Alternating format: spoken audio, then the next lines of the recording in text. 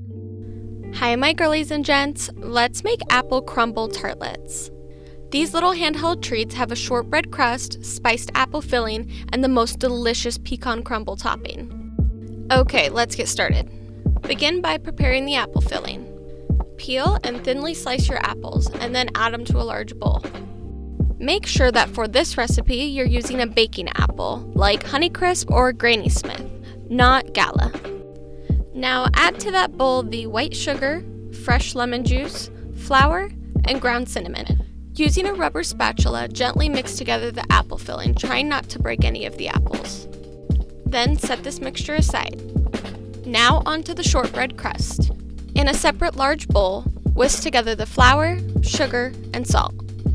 Then grab your frozen stick of butter and using a large shred side of a cheese grater, grate the butter into the bowl. Using a fork or pastry cutter, mix that together until it resembles pea-sized crumbs. Then add in the egg yolk, heavy cream, and vanilla extract. Mix this using your rubber spatula until it begins to come together, and then using your hands, knead until a dough starts to form. Form the dough ball into a disc on top of the plastic wrap. Then tightly wrap with the plastic wrap until the dough is fully sealed. Place in the refrigerator to chill for 1 hour.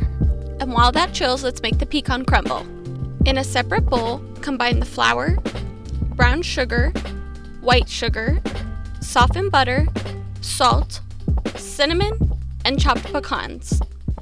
I like my pecans pretty finely chopped for the crumble mixture because I think that it fully incorporates it. However, if you like a chunkier crumble, you can go ahead and chop those pecans in quarters or even halves.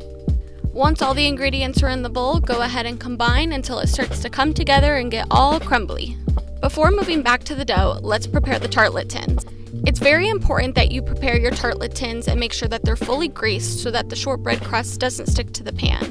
I like to use Baker's Joy, which is a combination of cooking spray and flour, but you can also use standard cooking spray or even butter. Using a rolling pin, roll out your dough to be about 1/4 inch thick. Then using a 4-inch cookie cutter, cut out circles all around the dough. This will be the crust to your 12 tartlets. Once those are all cut, add them to your greased tartlet tins. This dough is naturally fragile, and that's because of the powdered sugar that's in there. It makes it a little bit sweeter, but also makes it a little bit crumbly. So if it does break apart, that's totally normal. As you can see, mine broke apart here, and all you have to do is mend it back together with your fingertips. Okay, now fill that cutie ham pie with a heaping spoonful of that apple filling. I like my apple filling to be pretty compact in the tartlet, so I place them one by one, making sure that there's no gaps in between. Get some of the juices from the apple mixture in there. Then sprinkle lots of that crumble on top. Bake for 30 to 40 minutes at 375 degrees. You are left with these crumbly yet juicy apple tartlets that are perfect for hosting since they're handheld, but they also really get you into the fall spirit.